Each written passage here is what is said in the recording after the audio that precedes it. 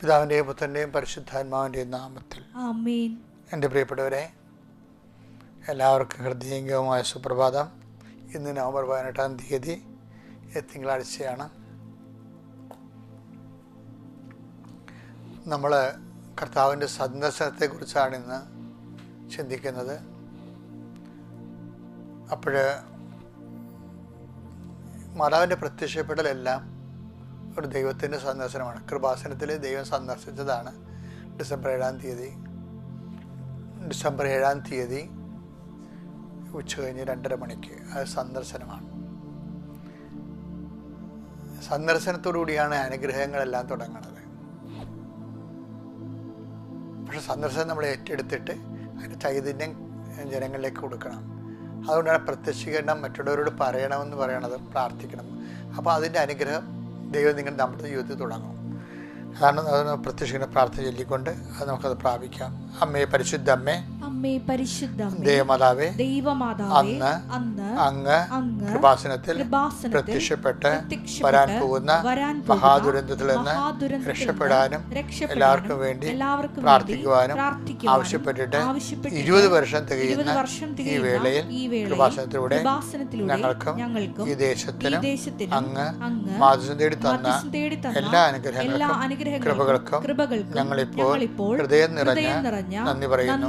അമ്മേ പരിശുദ്ധ അമ്മേ, ജപമാല മാതാവേ, സകല കൃപാസനം പ്രാർത്ഥനയോടും ചേർത്ത് ഞങ്ങളിപ്പോൾ പ്രാർത്ഥിക്കുന്ന ഈ കുടുംബത്തിന്റെ പ്രത്യേക നിയോഗം ഓർത്ത് സമർപ്പിച്ച് പ്രാർത്ഥിക്കുക.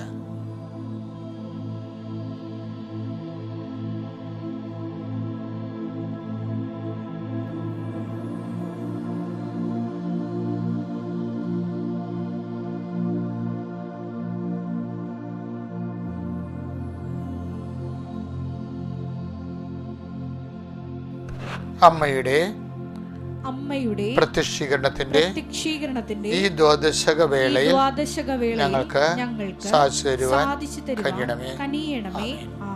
വിശ്വാസ പ്രമാണം.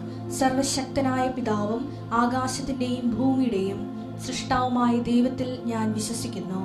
അവിടുത്തെ ഏകപുത്രനും ഞങ്ങളുടെ കർത്താവുമായ ഈശോമിശിഹായിലും ഞാൻ വിശ്വസിക്കുന്നു.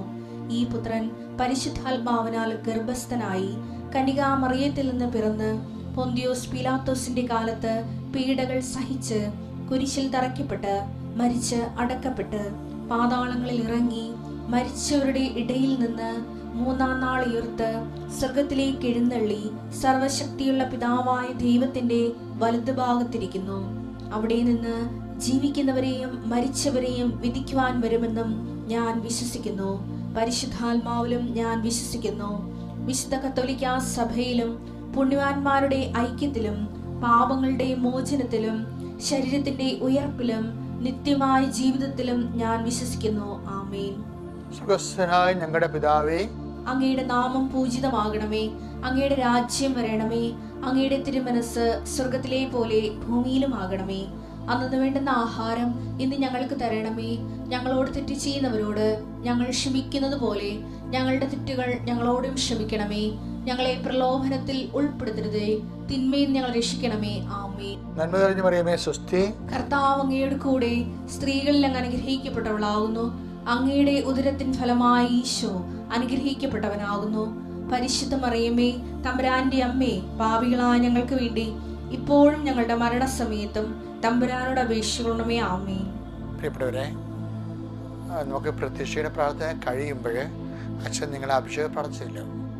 അതിനെ കുറിച്ച് താഴെ വെക്കുമ്പോൾ നിങ്ങൾക്ക് ആ തിരി ഊതി വെക്കാവുന്നതാണ്.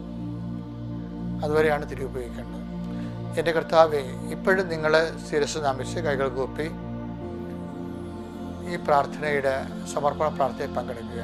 കർത്താവ് നിൻ്റെ ഉന്നതമായ നാമത്തിന് സ്വസ്ഥം ചെയ്യുന്നു.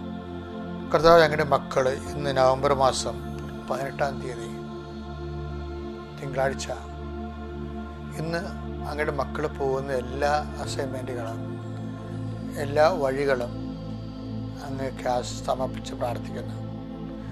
അങ്ങയുടെ മക്കൾ അങ്ങയുടെ മക്കൾ ചെയ്യാനുള്ള ഉത്തരവാദിത്തങ്ങൾ, അമ്മമാരുടെ ഉത്തരവാദിത്തമുണ്ട്, മക്കളെന്ന നിലയിൽ ഉത്തരവാദിത്തമുണ്ട്, വിദ്യാർത്ഥികളെന്ന നിലയിൽ ഉത്തരവാദിത്തമുണ്ട്, കുടുംബനാഥ എന്ന നിലയിൽ ഉത്തരവാദിത്തമുണ്ട്. അത് നിറവേറ്റാൻ വേണ്ടിയാണ് നമ്മൾ രാവും പകലും കഷ്ടപ്പെടുകയും വിഷമിക്കുകയും പ്രാർത്ഥിക്കുകയും ദൈവതിരുസേന നിൽക്കുകയും ചെയ്യുന്നത്. ആ വിഷയങ്ങളെല്ലാം കർത്താവെ അങ്ങയുടെ തിരുസേന സൗകര്യം പ്രാർത്ഥിക്കുകയാണ്. ദൈവത്തിൻ്റെ കരുണ അങ്ങയുടെ മക്കൾ ഇവിടെ ആവശ്യിക്കട്ടെ എന്ന് പ്രാർത്ഥിക്കുന്നു. കർത്താവ്, ഞാൻ 38 വർഷം അർപ്പിച്ച കുർബാനയുടെ യുവതിയാണ്. കൃപാസ്ഥാനത്താറെ ജീവനോടെ പ്രത്യക്ഷപ്പെട്ട പരിശുദ്ധ അമ്മയുടെ മാധ്യസ്ഥതയിലെ ഇന്നത്തെ ഉത്തരവാദിത്തങ്ങൾ നിർവഹിക്കാൻ ആവശ്യമായ ദൈവികമായ ശക്തി അങ്ങയുടെ മക്കൾക്ക് അങ്ങ് അഭിഷേകമായി നൽകണമെന്ന് പ്രാർത്ഥിക്കുന്നു. കർത്താവെ, നിന്റെ വിശുദ്ധ പൗരോഹിത്യത്തെ മഹത്വപ്പെടുത്തണമേ. കർത്താവെ, സഭയിലുള്ള സാന്നിധ്യം പ്രകടമാക്കണമേ. കർത്താവെ, അൾത്താരയിൽ നടന്ന 10,000 കൃപാസ്ഥാനത്താരയിൽ നടന്ന 10,000 ആരാധന, അമ്മയുടെ പ്രത്യക്ഷീകരണത്തിൻ്റെ യോഗ്യതയാൽ നടത്തിയ ആരാധനകളെല്ലാം നിറഞ്ഞു നിന്ന് അങ്ങയുടെ സാന്നിധ്യത്തിൻ്റെ അസ്ഥിവാരത്തിൽ പ്രാർത്ഥിക്കുന്ന കർത്താവെ, അങ്ങയുടെ മക്കൾ മാരക രോഗികൾ അവരെ സ്പർശിക്കണേ കർത്താവെ. തീരാവേദിയുള്ളവരെ സ്പർശിക്കണേ കർത്താവെ. ജീവിത പ്രശ്നങ്ങൾ കർത്താവെ, പലതരത്തിലുള്ള ജീവിത പ്രശ്നങ്ങളിൽ ഒറ്റക്ക് തുഴഞ്ഞ് നെഞ്ചും കൂടി കലങ്ങുന്ന അനേകം മക്കളുണ്ട്. ഉറക്കമില്ലാത്ത മക്കളുണ്ട്. അതിൻ്റെ പേരിൽ എന്തെല്ലാം ഉത്തരവാദിത്വം നിറവേറ്റിയാലും ഒരു സ്നേഹമോ സന്ധിപ്പോ അംഗീകാരമോ മനസ്സിലാക്കലോ പോലും കിട്ടാതെ ഒറ്റക്കിരുന്ന് വിഷമിക്കുന്നവരുണ്ട്. എന്തിനിത്രയും കഷ്ടപ്പെടുന്ന, ആർക്ക് വേണ്ടി കഷ്ടപ്പെടുന്നതൊക്കെ ഓർത്തിട്ട് നിരാശപ്പെട്ട് തന്നോട് തന്നെ വെറുപ്പ് തോന്നുന്ന മനുഷ്യരുണ്ട്. കർത്താവ്, ആ മക്കളെല്ലാം നീ മാത്രമേ അവർക്കുള്ളൂ. നീ മാത്രമാണ് എല്ലാം അറിയുന്ന ആൾ. കർത്താവെ, നിൻ്റെ സാന്ത്വനം അവർക്ക് നൽകണം, നിൻ്റെ ശക്തി അവർക്ക് നൽകണം. കർത്താവ്, അങ്ങയുടെ മക്കൾ ഇന്ന് എന്തെല്ലാം ചെയ്യുന്നു, എവിടെയെല്ലാം പോകുന്നു, ആരെയെല്ലാം കാണുന്നു, അവിടെ എല്ലാം അങ്ങയുടെ സാന്നിധ്യം ഉണ്ടാകണം. അങ്ങയുടെ മക്കൾക്ക് ചെയ്യാൻ പറ്റാത്ത കാര്യങ്ങളുണ്ട് ഈശോയെ. അവിടെ കഴിവ് കൊണ്ടോ ശേഷി കൊണ്ടോ ഒക്കെ ഒന്നും ചെയ്യാൻ പറ്റാത്ത ഒത്തിരി കാര്യങ്ങളുണ്ട്. അവിടെയെല്ലാം നിൻ്റെ സാന്നിധ്യം ഉണ്ടാണ്. ദൈവത്തിന് ഒന്നും അസാധ്യമല്ലല്ലോ എന്ന് അമ്മയോട് നീ പറഞ്ഞില്ലേ? ആ അസാധ്യം ഒന്നും അസാധ്യമല്ലാത്ത ദൈവത്തിൻ്റെ സാധ്യമായ സാന്നിധ്യം, ആ സാന്നിധ്യം കൊണ്ട് നടക്കുന്ന വിഷയത്തിൻ്റെ മേലെ അവർക്ക് ഒരു തണുപ്പ് കിട്ടാനും ഒരു സംരക്ഷണം കിട്ടാനും ദൈവത്തിൻ്റെ കരുണ നിന്നിലേക്ക് ആവശ്യിക്കട്ടെ. എൻ്റെ കർത്താവിൻ്റെ ഉന്നതമായ നാമത്തിൽ സഭയുടെ അധികാരത്തിൽ കുരിശടയാളത്തിൽ ദൈവശക്തിയാൽ ഞാൻ അനുഗ്രഹിക്കപ്പെടട്ടെ. ഇന്നത്തെ ദിവസം മുഴുവനും നിൻ്റെ വലത്തും ഇടത്തും വീട്ടിലും വഴിയിലും ജലത്തിലും കരയിലും മുകളിലും ഹൃദയത്തിലും കർത്താവിൻ്റെ സാന്നിധ്യവും സഹവാസവും സംരക്ഷണം ഉണ്ടാവട്ടെ. മക്കളെ, നമ്മളിന്ന് വായിക്കാൻ പോകുന്നത് ദൈവത്തിൻ്റെ സന്ദർശനത്തെക്കുറിച്ചാണ്. ഈ ഈവൻറ്റ് ദ വിസിറ്റ് ഓഫ് ഗോഡാണ്. ശരിക്കും ദൈവവൈദ്യങ്ങൾക്ക് നമുക്ക് സന്ദർശനത്തിൻ്റെ 2-3 വചനങ്ങൾ വായിക്കാം. ഒന്നാമത്തെ വായിക്കേണ്ടത് ലൂക്ക 19:44. നിന്നെയും നിന്റെ മക്കളെയും നശിപ്പിക്കുകയും നിന്നിൽ കല്ലിന്മേൽ കല്ല് ശേഷിപ്പിക്കാതിരിക്കുകയും ചെയ്യും. എന്തെന്നാൽ നിന്റെ സന്ദർശന ദിനം നീ അറിഞ്ഞില്ല. അപ്പോൾ ദൈവം നിന്നെ സന്ദർശിച്ച സമയം, ജെറുസലേമിൻ്റെ പരാജയത്തിൻ്റെ കാരണം എന്താ? ദൈവം അവരെ സന്ദർശിച്ച സമയം അവരറിഞ്ഞില്ല. അതൊരു നിസ്സാര കാര്യമില്ല. സന്ദർശനത്തിൻ്റെ സമയം ഇപ്പം നമ്മുടെ വ്യത്യസ്തങ്ങളായ ഇപ്പം കർത്താവ് കടന്നു വരുമ്പോൾ അവർക്കത് മനസ്സിലാക്കാൻ പറ്റണില്ല. അതിൻ്റെ കാരണം എന്ന് വെച്ച് കഴിഞ്ഞാൽ 2 കാര്യങ്ങളുണ്ട്. അവർ മനസ്സിലാക്കാൻ ദൈവം ആഗ്രഹിക്കാത്തതും കാരണം തന്നെയാണത്. ഇപ്പോൾ ഫറവോ മാനസാന്തരപ്പെടാൻ പെട്ടിട്ടും പിന്നെ അടയാളങ്ങൾ കാണിച്ച് ദൈവത്തിൻ്റെ സന്ദർശന സമയം വിവേചിക്കാൻ ഫറവോയ്ക്ക് കഴിഞ്ഞില്ല. അവസാനം എന്നാ പറ്റി? ഫറവോ ഉൾപ്പെടെ എല്ലാവരും ചെങ്കടലിൽ മുങ്ങിച്ചത്ത്. അപ്പോൾ എല്ലാ സമയത്തും നമ്മൾ ശ്രദ്ധിക്കേണ്ട ഒരു വിഷയം എന്ന് പറയുന്നത്, നമ്മുടെ പ്രെയർ ടൈം മാത്രമല്ല, നമ്മുടെ ജീവിതത്തിൽ എപ്പോഴും സന്ദർശനത്തിൻ്റെ സമയം അടയാളമായിട്ട് കിട്ടും. നമുക്ക് നമ്മുടെ ജീവിതത്തിൽ നമ്മൾ ദൈവത്തിൻ്റെ കർത്താവിൻ്റെ ചൈതന്യം അവിടെ ഉണ്ടായിരുന്നു. അമ്മ സഹായിച്ചത്, പരിശുദ്ധ അമ്മ സഹായിച്ചതാണ് എന്നൊക്കെ നിങ്ങൾ പറയുന്നില്ലേ? അതാണ് സന്ദർശനത്തിൻ്റെ സമയം എന്ന് പറയണത്. അപ്പം സന്ദർശനത്തിൻ്റെ സമയം തെളിഞ്ഞു കഴിഞ്ഞാൽ ഉടനെ എന്താ ചെയ്യേണ്ടത്? അനുതാപം ഉണ്ടാകണം. സന്ദർശന സമയം അറിയെന്ന് പറയുമ്പോൾ അറിഞ്ഞെന്നും പറഞ്ഞിരിക്കുകയല്ല. അറിയണമെങ്കിൽ ആ അറിയണതിൻ്റെ ഒരു അടയാളം നമ്മുടെ ജീവിതത്തിലുണ്ട്.